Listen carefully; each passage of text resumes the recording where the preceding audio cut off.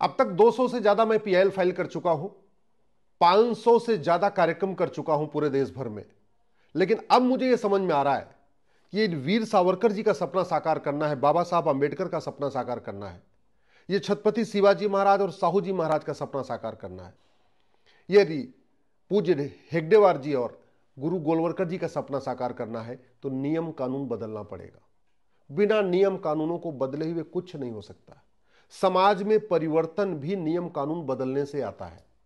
अगर आप समाज बदलता है तो व्यवस्था बदलती है, लेकिन अगर नियम कानून बदलता है तो व्यवस्था तेजी के साथ बदलती है और समाज भी तेजी के साथ बदलता है। भारत की कोई भी समस्या लाइलाज नहीं है, भारत की कोई भी समस्या विश्वव्यापी नहीं है। भारत में जो समस्याएं हैं ये दुबई में नहीं है, सिंगापुर में नहीं है, जापान में नहीं है, कोरिया में नहीं है, दुनिया के कई देशों में नहीं है, लेकिन भारत में है क्योंकि हमारी शिक्षा व्यवस्था सड़ी हुई है, हमारी न्यायिक व्यवस्था सड़ी हुई है, हमारी प्रशासनिक व्यवस्था सड़ी हुई है और उस पर गंभीरता के साथ चर्चा नहीं हो रही है। मैं कानूनों को बदलने के लिए पीआईएल फाइल करता हूं तो कुछ कानून जो पूरी तरीके से अनकॉन्स्टिट्यूशनल है उसको तो कोर्ट एक्सेप्ट कर लेती है, लेकिन ज्यादातर मामलों में कहती जो कानून में सुधार है ये सुधार तो पार्लियामेंट करेगा या राज्य में विधानसभा में होगा। तो कोर्ट का काम कानून को या तो वो कहेगी कानून ठीक है या कानून गलत है, लेकिन कानून में जो सुधार होना चाहिए उस पर कोर्ट कह देता है ये हमारा काम नहीं है, तो पार्लियामेंट का काम है, संसद का काम है। इसलिए मैं आज आप लोगों से पूछता हूं कि अब मैं क्या करूं, आप मुझे बताइए, आप मेरा मार्गदर्शन करिए। मुझे भगवान के आशीर्वाद के साथ साथ आप लोगों का सहयोग चाहिए, आपका मुझे तन मन धन से सहयोग चाहिए। मैं एक सुरक्षित भारत बनाना चाहता हूं, ऐसा भारत बनाना चाहता हूं जिसमें हमारी आने वाली पीढ़ियां सुरक्षित रहें। मैं नहीं चाहता हूं कि जैसे अफगानिस्तान में हम खत्म हो चुके, हम पाकिस्तान में खत्म हो गए, जैसे हम बांग्लादेश में खत्म होने वाले हैं या कश्मीर में खत्म होने वाले हैं, ऐसे ही हम बाकी स्थानों से भी खत्म हो जाए। इसके लिए मुझे आपकी राय भी चाहिए, आपकी सलाह भी चाहिए, आपका मार्गदर्शन भी चाहिए और आपका तन मन धन से सहयोग चाहिए। मैं आपको कुछ उदाहरण देता हूं। ये कानून 1920 में बना हुआ था, charitable and religious trust act. Trust act 1920 का चल रहा है, लेकिन ये इतना सड़ा हुआ कानून है कि फर्जी, दुनिया भर के फर्जी ट्रस्ट बने हुए हैं, विदेशों से फंडिंग ले रहे हैं, भारत के विरोध में काम कर रहे हैं। अभी लखनऊ के एनआईए कोर्ट ने भी बताया था किस तरीके से फर्जी एनजीओ यहां पे पैदा हो चुके हैं जो भारत विरोध में काम करते हैं। लेकिन किसी भी फर्जी सोसाइटी चलाने वाले को, किसी भी फर्जी ट्रस्ट चलाने वाले को न तो आज तक आजीवन कारावास हुआ, न उसकी प्रॉपर्टी जब्त हुई, न उसकी सिटीजनशिप खत्म हुई। क्यों? क्योंकि ऐसा कानून में लिखा ही नहीं है। कानून है लेकिन काम नहीं कर रहा है। कुछ लोग कहते हैं जी कानून से क्या होगा, मैं कह रहा हूं कानून से सब कुछ होगा। कानून ढंग का होना चाहिए। अगर कानून काम नहीं कर रहा है तो इसका मतलब कानून घटिया है। अगर आपकी तबीयत खराब है, आप दवाई खा रहे हैं, फिर भी बीमारी ठीक नहीं हो रही है, तो ऐसा नहीं, इसका मतलब सीधे सीधे वो दवाई घटिया है, वो दवाई ठीक नहीं है, इसलिए बीमारी ठीक नहीं हो रही है।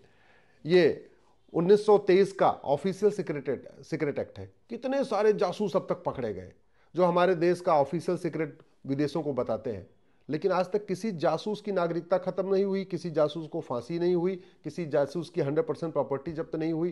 क्यों? क्योंकि इस कानून में ऐसा लिखा ही नहीं है। तो कानून है लेकिन सजा का खौफ नहीं है, तो जासूसी चल रही है। यह है फॉरेनर एक्ट 1946 का। यह कह रहा है जो विदेश से आएंगे भारत में वो एक अपराध है। लेकिन ये इतना घटिया कानून है 1946 का कि 6 करोड़ बांग्लादेशी रोहिंग्या भारत में आ चुके हैं। न किसी बांग्लादेशी रोहिंग्या को आज तक आजीवन कारावास हुआ, न किसी बांग्लादेशी रोहिंग्या के मददगार को आज तक आजीवन कारावास हुआ। मैं गारंटी के साथ कहता हूं भारत छोड़ के सारे बांग्लादेशी रोहिंग्या भाग जाएंगे, लेकिन इस कानून को बदलना पड़ेगा। इस कानून में ऐसा कोई प्रावधान नहीं है, टीथलेस कानून है। कहते नहीं, बस दिखाने के है कि हाँ हमारे पास घुसपैठियों को रोकने के लिए कानून है। आखिर जापान में कोई अवैध घुसपैठ क्यों नहीं करता? दुबई में अवैध घुसपैठ क्यों नहीं करता? सिंगापुर में क्यों नहीं करता? भारत में करता क्यों? क्योंकि कानून घटिया है। अब इस घटिया कानून को मैं जब कोर्ट में ले जाता हूं तो कोर्ट कहती है कि हमारा काम कानून बदलना नहीं है, कानून में सुधार करना संसद का काम है। और संसद में इस कानून पे न तो कोई प्राइवेट मेंबर बिल पेश कर रहा है, न जीरो आवर में सवाल हो रहा है, न क्वेश्चन आवर में सवाल हो रहा है, इस पर चर्चा ही नहीं हो रही। इसलिए मैं आपसे पूछ रहा हूं अब मुझे क्या करना चाहिए? मैं चुपचाप बैठ जाऊं, हो गई पीआईएल, हो गया अपना पूरे देश भर में भ्रमण, अब चुपचाप बैठ जाऊं या आगे मैं कुछ करूं? क्या करना चाहिए मुझे? उसके लिए मुझे आपका आशीर्वाद चाहिए, आपका सहयोग चाहिए, आपका तन मन धन से सहयोग चाहिए और आपका मुझे मार्गदर्शन भी चाहिए कि मुझे करना क्या चाहिए। यह है मैरिज एंड डाइवोर्स लॉज। 50 कानून चल रहे हैं शादी विवाह के लिए। 1872 का क्रिश्चियन मैरिज एक्ट, 1936 का पारसी मैरिज एक्ट, 1937 का शरीयत एक्ट, दुनिया भर के कानून, ये पूरा लिस्ट लिखी हुई है। देखिए यहां पे पूरा लिस्ट है कानूनों की, नाम लिखे हुए। ये कानूनों को मर्ज करके हम एक कानून बना सकते थे, यूनिफॉर्म सिविल कोड। ये रॉकेट साइंस नहीं है, इसके लिए सालों साल नहीं चाहिए। मैं कह रहा हूं यूनिफॉर्म सिविल कोड का ड्राफ्ट 3 महीने के अंदर बन सकता है। दुनिया के सबसे बढ़िया यूनिफॉर्म सिविल कोड का ड्राफ्ट 3 महीने में बन सकता है। क्यों?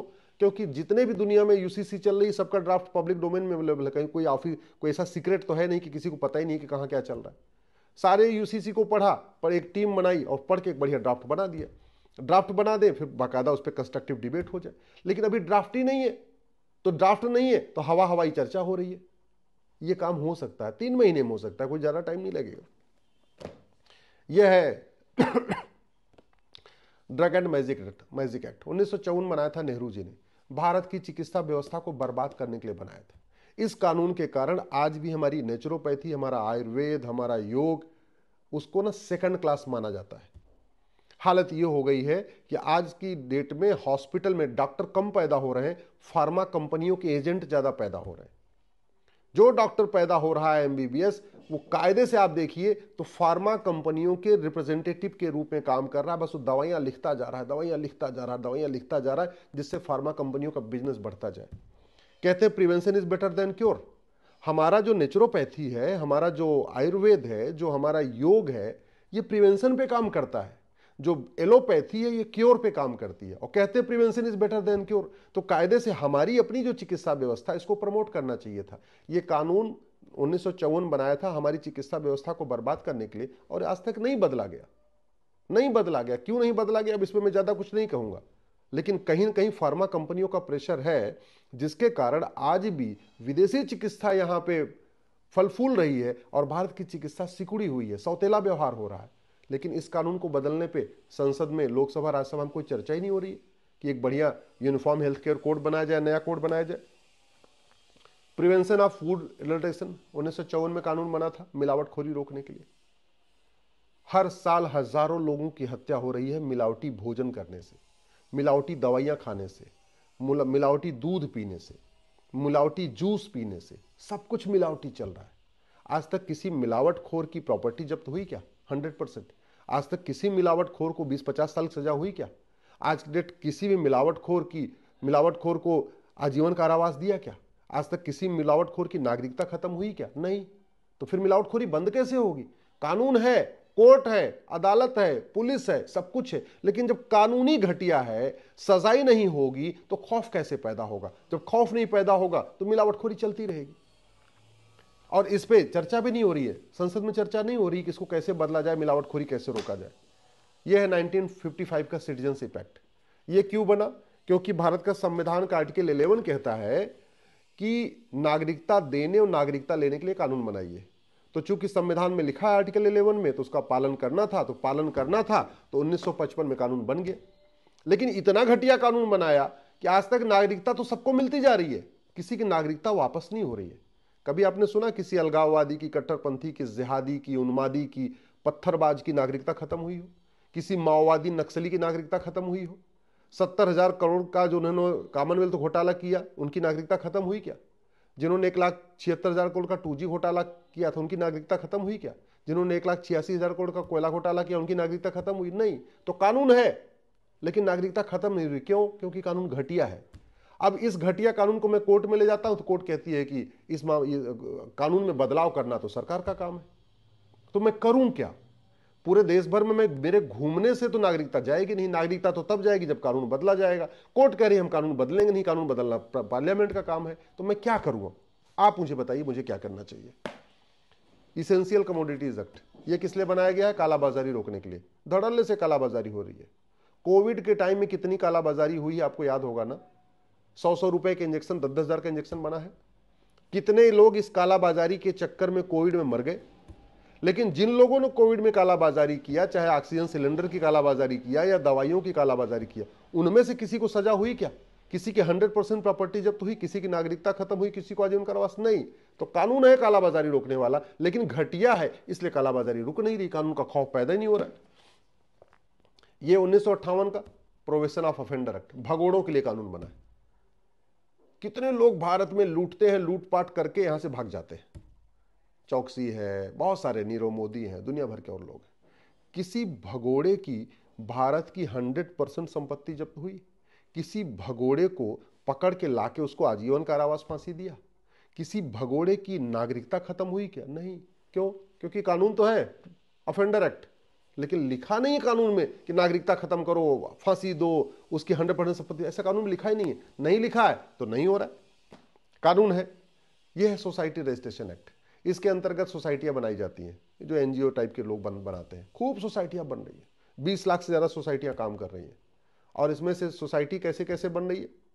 आपका जमीयत उलमा हिंद ने भी सोसाइटी बना लिया है, पर्सनल लॉ बोर्ड ने भी सोसाइटी अपनी बना लिया है, आतंकवादियों को कानूनी सहायता देने के लिए भी सोसाइटी बनी है, माओवादियों को कानूनी सहायता देने के लिए सोसाइटी बन गई है, घुसपैठियों को बसाने के लिए भी सोसाइटी बनी है। ऐसी ऐसी सोसाइटी बनी है जो भारत को बर्बाद करने के लिए काम कर रही है। लेकिन किसी सोसाइटी बनाने वाले की न 100% संपत्ति जब्त हुई, न नागरिकता खत्म हुई, न आजीवन कारावास हुआ। क्यों? इसमें लिखा ही नहीं है। कानून है लेकिन कुछ हो नहीं रहा। यह है पुलिस एक्ट 1861 का। अंग्रेज चले गए, अंग्रेजियत चली गई, 75वीं वर्षगांठ मना रहे हैं। 1861 का पुलिस एक्ट आज तक नहीं बदला। और कभी आपने टीवी में इस पे चर्चा सुनी कि भाई कभी पुलिस रिफॉर्म पे टीवी पे चर्चा हुई हो? कभी संसद में पुलिस रिफॉर्म पे चर्चा हुई हो? नहीं। जब पुलिस रिफॉर्म पे चर्चा नहीं हो रही तो पुलिस बदलेगी नहीं। पुलिस बदलेगी नहीं तो जो थाना भ्रष्टाचार का अड्डा बना रहेगा। कायदे से थाना प्राथमिक सुरक्षा केंद्र होना चाहिए। वहां लोग जाएं, ईमानदार आदमी से चला जाए, ईमानदार आदमी जाए, अपनी शिकायत लिखवा दे, फट से जो माफिया है, गुंडा, उसके खिलाफ कार्रवाई हो जाए। अभी उल्टा हो रहा है। अच्छे लोग पुलिस थाने जाने से डर रहे हैं, शिकायत करने से डर रहे हैं। क्यों? क्योंकि हमने पुलिस चार्टर लागू नहीं किया, इस कानून को बदला नहीं, तो पुलिस सत्ता के गुलाम है। नतीजा यह है कि योगी जी के आने के पहले अखिलेश यादव इसी कानून का उपयोग करके आतंकवादियों का मुकदमा वापस ले रहे थे। ऐसा कानून चाहिए क्या? कानून बदलना पड़ेगा, तब व्यवस्था बदलेगी। यह 1967 का पासपोर्ट एक्ट। कितने लोग फर्जी पासपोर्ट बनवा चुके हैं।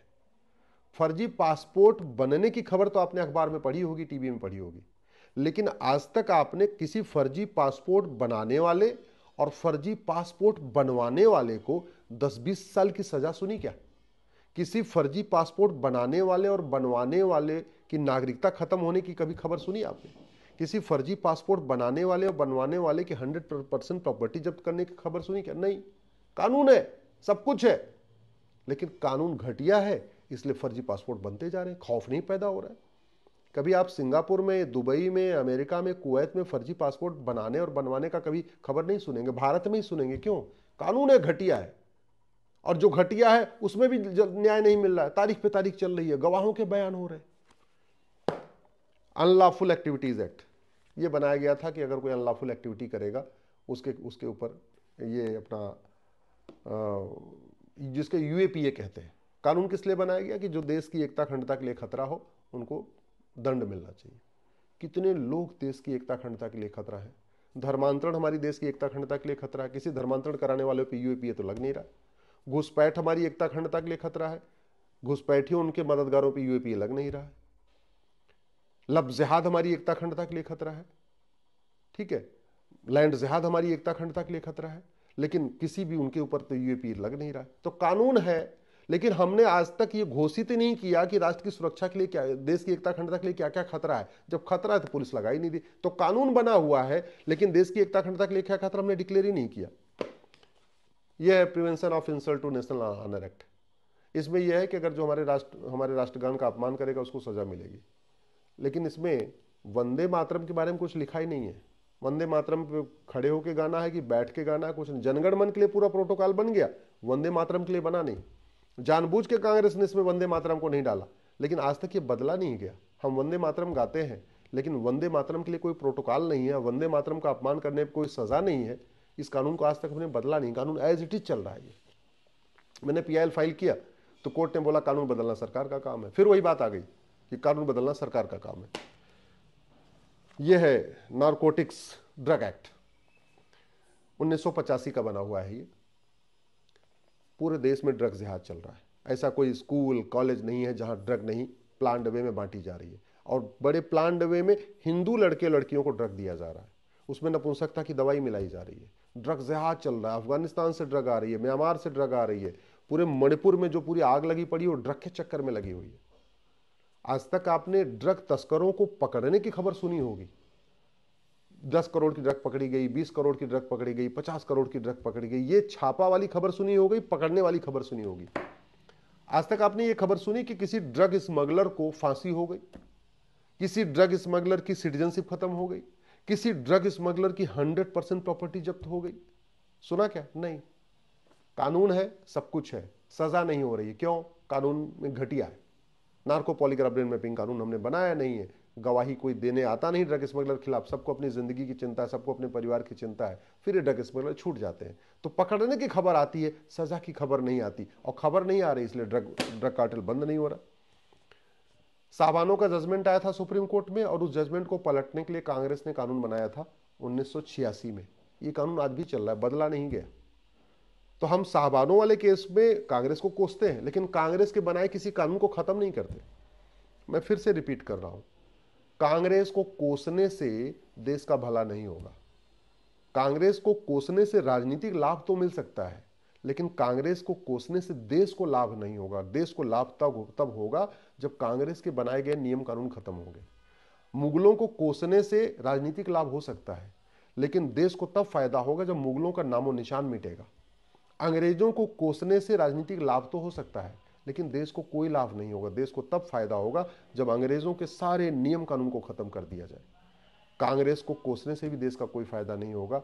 देश को तब फायदा होगा जब कांग्रेस के सारे नियम कानूनों की समीक्षा हो, उनको ठीक किया जाए, जो कानून खत्म करने लायक उनको खत्म कर दिया जाए, जो बदलने लायक उनको बदला जाए, तभी देश को फायदा होगा। नहीं तो केवल टीवी पे डिबेट चलती रहेगी, सब कुछ चलता रहेगा। ये बेनामी प्रॉपर्टी के खिलाफ कानून बना हुआ है। ऐसे ऐसे नेता है ना जिनके पास 10-10 हजार करोड़ की प्रॉपर्टी है। आज तक सजा हुई क्या? इतने एक से बढ़कर एक घोटाले हो गए, दाल घोटाला, चावल घोटाला, यूरिया घोटाला, तेल घोटाला, ठीक है, जमीन घोटाला, क्या क्या घोटाले हो गए, 2G घोटाला, कॉमनवेल्थ घोटाला, कोयला घोटाला। उस घोटाले से जो पैसा आया क्या करते हैं? उसे बेनामी प्रॉपर्टी बनते हैं। किसी बेनामी प्रॉपर्टी वाले को आज तक फांसी हुई? किसी बेनामी प्रॉपर्टी वाले की नागरिकता खत्म हुई क्या? किसी बेनामी प्रॉपर्टी वाले की 100% प्रॉपर्टी जब्त हुई क्या? नहीं। तो कानून है, लेकिन कानून घटिया है। अब इस कानून को बदलने पे न संसद में चर्चा हो रही है, न टीवी पे चर्चा हो रही है। कोर्ट में जाए, जब मैं कोर्ट जाता हूं तो कोर्ट कहता है कानून बदलना तो मेरा काम नहीं है, मेरा काम तो केवल कानून जो है बना बनाया उसको पढ़ना मेरा काम है। कानून घटिया है, ये बदलना संसद का काम है। अब मैं क्या करूं, आप बताइए। यह है प्रिवेंशन ऑफ करप्शन एक्ट। भ्रष्टाचार रोकने के लिए कानून बनाया, घूसखोरी रोकने के लिए। और कितना घटिया कानून है कि बॉर्डर पे 2-2 हजार रुपए देके घुसपैठियों को अंदर भेजा जा रहा है। अंदर आ रहे हैं, 2,000 रुपए में राशन कार्ड बन जा रहा है, 2,000 रुपए में ड्राइविंग लाइसेंस बन जा रहा है, 2,000 में वोटर ID बन जा रहा है, 3,000 में बर्थ सर्टिफिकेट बन जा रहा है, 3,000 रुपए में ड्राइविंग लाइसेंस बन रहा है, 4 से 5,000 रुपए में पासपोर्ट बन जा रहा है। ये एक भ्रष्टाचार रोकने का कानून है, घूसखोरी रोकने का कानून है। और घूसखोरी रुक नहीं रही है। क्यों नहीं रुक रही है? ये कानून सड़ा हुआ है। आज तक आपने ये तो खबर सुनी होगी कि चांदी पकड़ी गई, सोना पकड़ा गया घूसखोर के यहाँ। अभी भोपाल में पकड़ा गया था, 14 किलो सोना पकड़ा गया। सोना छापा की खबर आपने सुनी होगी, पैसे पकड़ने की खबर सुनी होगी, कैश पकड़ा गया ये खबर सुनी होगी। आज तक आपने सुनी कि किसी घूसखोर को फांसी हो गई, किसी घूसखोर की नागरिकता खत्म हो गई, किसी घूसखोर की 100% प्रॉपर्टी जब्त? ये खबर सुनी आपने? नहीं। क्यों नहीं सुनी? क्योंकि ये कानून में लिखा ही नहीं है। जब लिखा नहीं है तो होगी कैसे? कोर्ट चाह के भी सजा नहीं दे सकती। अब मैं कोर्ट जाता हूं इस कानून को लेकर, कोर्ट कहती है कि कानून बदलना हमारा काम नहीं है। इसलिए मैं आपसे पूछ रहा हूं, अब मैं क्या करूं, मुझे क्या करना चाहिए?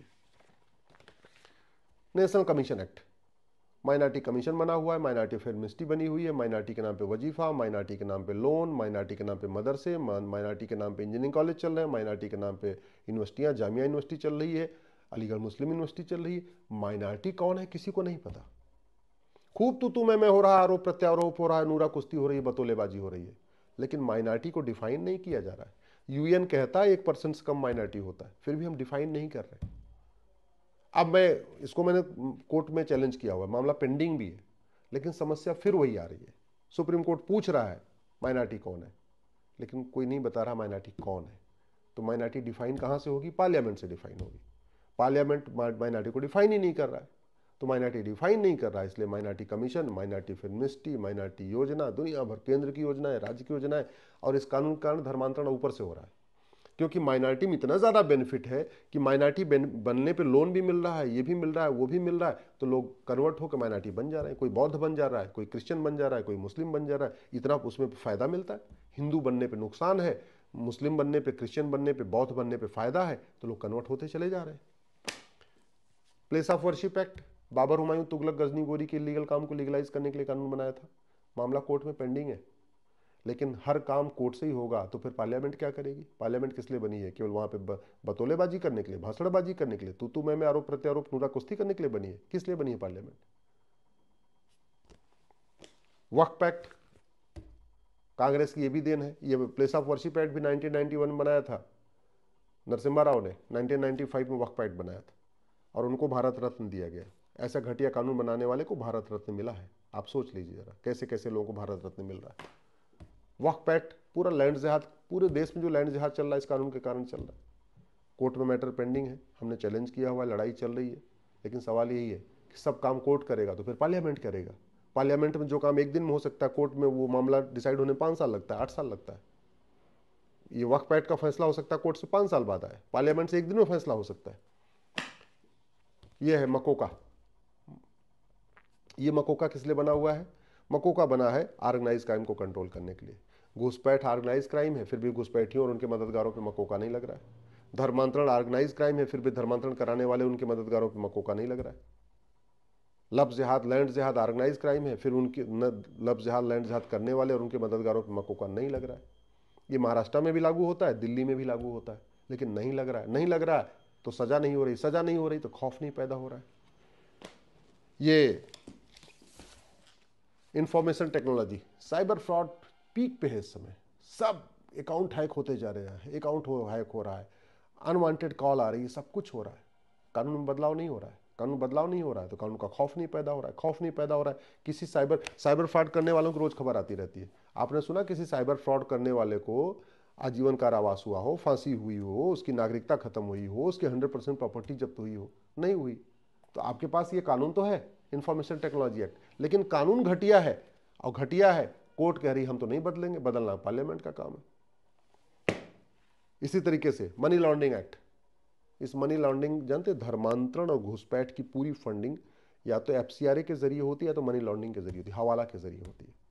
हवाला कारोबार में लोग पकड़े भी जाते हैं। आपने सुना होगा हवाला कारोबारी पकड़ा गया, पकड़ा गया। आज तक किसी हवालाबाज को फांसी हुई क्या? किसी हवालाबाज की नागरिकता खत्म हुई? किसी हवालाबाज की सिटीजनशिप खत्म हुई? नहीं हुई ना। 100% किसी हवालाबाज की 100% प्रॉपर्टी जब्त हुई? नहीं। तो कानून है लेकिन घटिया है। अब कानून कोर्ट कह रहा हम तो बदलेंगे नहीं, हम कोर्ट गए तो कोर्ट कह रहा हम तो नहीं बदलेंगे, ये तो सरकार का काम है बदलना। इलेक्ट्रिसिटी एक्ट, अभी आपने सुना होगा संभल में ही सांसद ही खुद ही बिजली की चोरी कर रहे हैं। क्यों चोरी कर रहे हैं? उनको पता है इस कानून, ये घटिया कानून है, कोई फर्क नहीं पड़ने वाला। 1 करोड़ की बिजली चोरी कर लो चाहे 10 करोड़ की बिजली चोरी कर लो, कोई कुछ नहीं होगा। पेपर में खबर छपेगी बिजली चोरी की, 2-4 बार तारीख लगेगी। और मैं गारंटी के साथ कहता हूं इस कानून में बिना बदलाव किए जो संभल के सांसद 1 करोड़ की बिजली चोरी की, उनको कोई सजा नहीं होने वाली है। ऐसा कानून ये महाघटिया बनाया हुआ है। हमारे देश में ऐसे लग रहा है कि सजा देने के लिए नहीं, बचाने के लिए कानून बना दिया जाता है, केवल दुनिया को दिखाने के लिए देखो जी हमने भी इस कानून बना रखा है, बस कानून बना दिया जाता है, लेकिन ऐसा नहीं बनाया जाता जिससे लोगों को सजा हो। यह डोमेस्टिक वायलेंस एक्ट है, इतना घटिया कानून है कि फर्जी इतने केस हो रहे हैं। अतुल सुभाष वाला केस सुना होगा आपने, अभी एक दिल्ली में एक लड़के ने सुसाइड कर लिया। पूरे देश में डोमेस्टिक वायलेंस बंद होना चाहिए, लेकिन फर्जी डोमेस्टिक वायलेंस के केस भी बंद होने चाहिए ना। इस कानून में कहीं लिखा ही नहीं है कि अगर आप झूठा आरोप लगाओगे फर्जी डोमेस्टिक वायलेंस का तो उल्टा आपको भी सजा मिलेगी, ऐसा कहीं लिखा ही नहीं है। तो फर्जी खूब सास को भी, ननद को भी, इनको भी, उनको भी, सबको लपेट दे रहे हैं फर्जी डोमेस्टिक वायलेंस में। हमको मारा पीटा, ये किया वो किया। दुर्भाग्यवश हमारे देश में फर्जी एफआईआर कराना अपराध ही नहीं है। राइट टू इंफॉर्मेशन एक्ट बना हुआ है, किस लिए? कि आप जो है लोगों से आरटीआई फाइल करके सही जानकारी मांग लो। आप आरटीआई फाइल करिए, आपको ऐसा गोलमोल जवाब देंगे, ऐसा गोलमोल जवाब देंगे कि आपको जो आप मांगना चाहते हो नहीं जानकारी मिलेगी, जो नहीं मांगना चाहते वो जानकारी मिल जाएगी। लेकिन आज तक किसी गुमराह करने वाले अधिकारी को कोई सजा नहीं मिली, जानकारी न देने वाले अधिकारी को कोई सजा नहीं मिली। नहीं मिली तो लोग नहीं दे रहे हैं, आप फाइल करते रहे आरटीआई, क्या फर्क पड़ता है? कोई फर्क नहीं पड़ेगा। राइट टू एजुकेशन एक्ट जब बनाया था तो मदरसे इसके दायरे में थे, 2012 में कांग्रेस ने Jamiat Ulama Hind personal law board के कहने पर इसमें से मदरसों को बाहर निकाल दिया। 2025 आ चुका है, वो कांग्रेस ने जो गलत काम किया था उसको हमने ठीक नहीं किया। नतीजा, मदरसों में क्या पढ़ाया जा रहा है, कौन सी किताब चल रही है, कौन पढ़ाने वाला है, कौन पढ़ने वाला है, कहां से फंडिंग आ रही है, किसी को नहीं पता। ऑडिट कर ही नहीं सकते। राइट टू एजुकेशन के दायरे से उसको बाहर निकाल दिया। कोर्ट में मैं चैलेंज किया, मुकदमा चल रहा है, मैटर मेरा चल रहा है, लेकिन सवाल वही है कि कोर्ट में बहुत टाइम लगता है। जो काम पार्लियामेंट में एक दिन में हो सकता है, एक सप्ताह में हो सकता है, वो काम कोर्ट में 10 साल लगता है, 5 साल लगता है। लेकिन इस पर कोई चर्चा ही नहीं हो रही। पार्लियामेंट में जब देखो बस तू चोर मैं सिपाही वाला खेल चलता रहता है। ये फॉरेन कंट्रीब्यूशन एक्ट, कि विदेश से जो पैसा आए, अगर गलत पैसा आए तो उसको सजा मिले। खूब फंडिंग हो रही है, अलगाववादियों को, कट्टरपंथियों को, जिहादियों को, मजहबी उन्मादियों की फॉरेन फंडिंग हो रही है। किसान आंदोलन में भी फॉरेन फंडिंग हुई थी, कितनी सारी खबर आ चुकी है, खबरें छपती भी हैं। मैंने पीआईएल फाइल किया यूनिफॉर्म बैंकिंग कोड की। जब तक ये कानून खत्म नहीं होगा, नया कानून नहीं बनेगा, फॉरेन फंडिंग रुक ही नहीं सकती। और फॉरेन फंडिंग नहीं रुकेगी तो देश विरोधी काम नहीं रुकेंगे, क्योंकि बाहर से पैसा आ रहा है भारत के खिलाफ, भारत को बर्बाद करने के लिए, बर्बाद करने के काम करने के लिए। और फंडिंग रुक नहीं रही है। फंडिंग नहीं रुक रही है क्यों? क्योंकि कानून महाघटिया हुआ है। कांग्रेस कभी कोई काम अच्छे मन से नहीं करती है। यूएन का दबाव होगा, इंटरनेशनल कन्वेंशन होगा, इसलिए आईवाश करने के लिए कानून तो बनाती है, लेकिन कानून हमेशा भारत को बर्बाद करने के लिए बनाती है। चाहे वो वक्फ एक्ट हो, चाहे प्लेस ऑफ वर्शिप एक्ट हो, चाहे एफसीआरए हो। कांग्रेस के हर कानून देश को बर्बाद करने के लिए है। और देश तभी सुरक्षित होगा जब कांग्रेस के 100% कानून खत्म होंगे, जब अंग्रेजों के 100% कानून खत्म होंगे, जब मुगलों के नामो निशान, मुगलों का नामो निशान मिटेगा, तब भारत सुरक्षित होगा। केवल बातें करने से भारत नहीं सुरक्षित होगा। लोकपाल एक्ट याद होगा आपको, अन्ना आंदोलन पूरे देश में हुआ था। ऐसे हुआ था, इसे लगता लोकपाल आएगा तो पूरे देश में भ्रष्टाचार खत्म हो गया। आप मुझे बताइए, लोकपाल आ गया, लोकायुक्त भी आ गया, आपके थाने का भ्रष्टाचार खत्म हुआ कि आपकी तहसील का भ्रष्टाचार खत्म हुआ कि एजुकेशन डिपार्टमेंट का भ्रष्टाचार? कोई एक बताइए जहां भ्रष्टाचार कम हुआ। क्यों? क्योंकि हमने लोकपाल तो बना दिया, लेकिन लोकपाल काम कैसे करेगा? उसके लिए हमने पुलिस रिफॉर्म किया नहीं, हमने जुडिशियल रिफॉर्म किया नहीं, हमने एविडेंस, हमने एडमिनिस्ट्रेटिव रिफॉर्म किया नहीं, हमने पुलिस चार्टर लागू नहीं किया, जुडिशियल चार्टर लागू नहीं किया, सिटीजन चार्टर लागू नहीं किया, एडमिनिस्ट्रेटिव चार्टर लागू नहीं किया, बस लोकपाल बना दिया। क्यों बना दिया? आंदोलन हुआ था, पूरे देश में आंदोलन हुआ तो भैया लो पकड़ो लोकपाल। अब लोकपाल के आने से खर्चा और बढ़ गया। पूरे देश में लोकायुक्त अपॉइंट हो गए हैं तो जितने जज हैं उनको नौकरी मिल गई है, लोकपाल बन गए हैं तो जज साहब को लोकपाल बनने का मौका मिल रहा है। तो एक अलग से इंस्टीट्यूशन खड़ा हो गया, अलग से जनता के टैक्स पैसे का खर्च बढ़ गया है, लेकिन भ्रष्टाचार कम नहीं हो रहा है। कई बार लोकपाल अपना ड्यूटी करने के लिए छापा मरवा देते हैं, लोकायुक्त भी छापा मरवा देते हैं, लेकिन लोकपाल लोकायुक्त किसी को सजा नहीं दिलवा सकते, क्योंकि अल्टीमेटली सजा कोर्ट देगी। और कोर्ट क्या देखेगी? कानून। कानून में वही पुराना चल रहा है। ब्लैक मनी एक्ट, काला धन पकड़ने वाला कानून है। काला कारोबार बंद नहीं हुआ है। और याद रखिएगा, जितना वैध काम होता है वो वैध मनी से होता है, जितना अवैध काम होता है अवैध पैसे से होता है।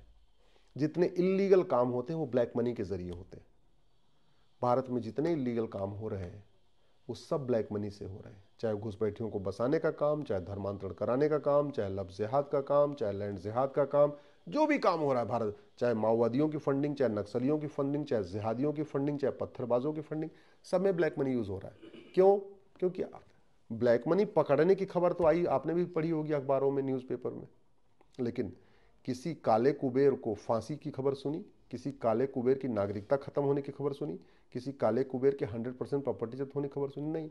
तो कानून है, कालाधन का कानून भी है, कहने को हमारे पास है, सजा नहीं हो रही है। सजा नहीं हो रही तो खौफ नहीं पैदा हो रहा है।